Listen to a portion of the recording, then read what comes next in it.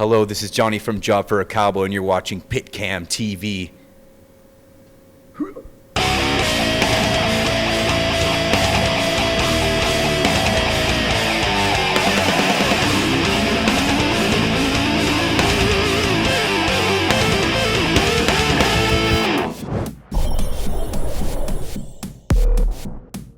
What's up, mother truckers? It's Axel for PitCam TV again, and right next to me is sitting Jonny, the lead singer of Job for a Cowboy. How are you doing? I'm doing fabulous. Thank you for asking. How about you?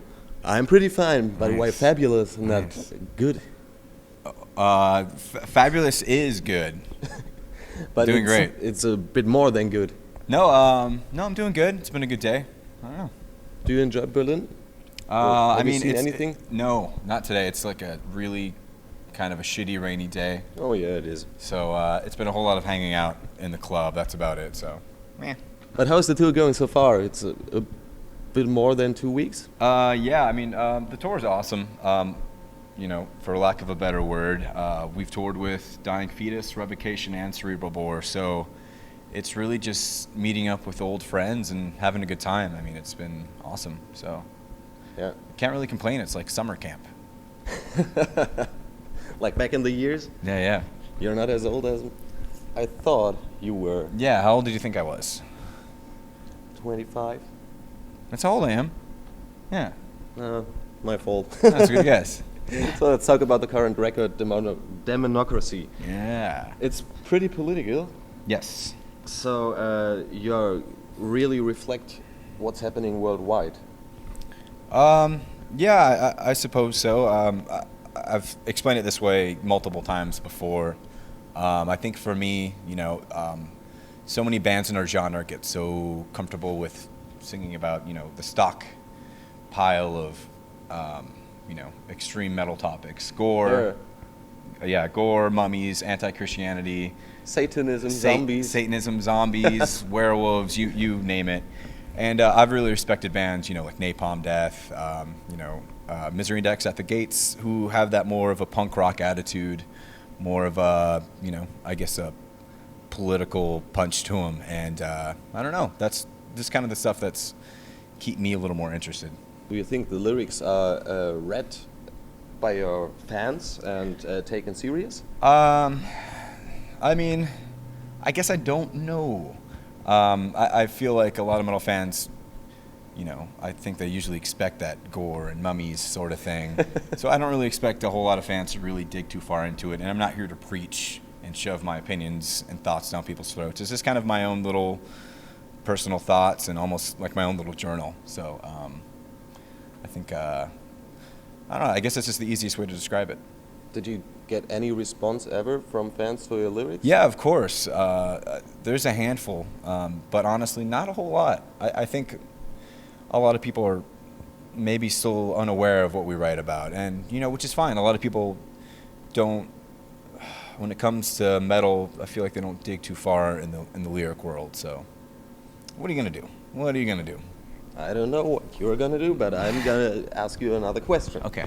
So your music changed. You heard it quite a lot, I think. Yes. You first have started with the Doom EP, and now you're more than less technical death metal. Okay. Why? The easiest answer, we started the band. I was 15 years old. I think the average age, everyone's about 15, 16. You're a little dumb, naive. I mean, realistically, we just grew up, and I'm sure when you were 15, 16, your music taste was a bit different than what it is now.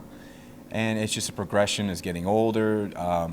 It's just, and at the same time, a lot of metal bands, they find their safe zone. They put out the same record over and over and over again, and which is fine. But I think with us, we're more into the idea of just trying something new every record, progressing and evolving, just keeping ourselves interested in what we're doing. Do you like your old stuff? I mean, yeah. I mean, I can't hide from it. It's there. That's right. I can't, pretend that it's not there. But I'm not bummed out by it by any means. I definitely would say I prefer our newer music now than it was before, and I'm sure a lot of bands would say the same thing. But I think it's safe to say, if you listen to Demonocracy and the Doom EP, it's kind of night and day in the progression, the evolution of the band. It is. Yeah. But you're playing in 2 Minute of the Machine anymore? What? We do here and there. Oh, thank you.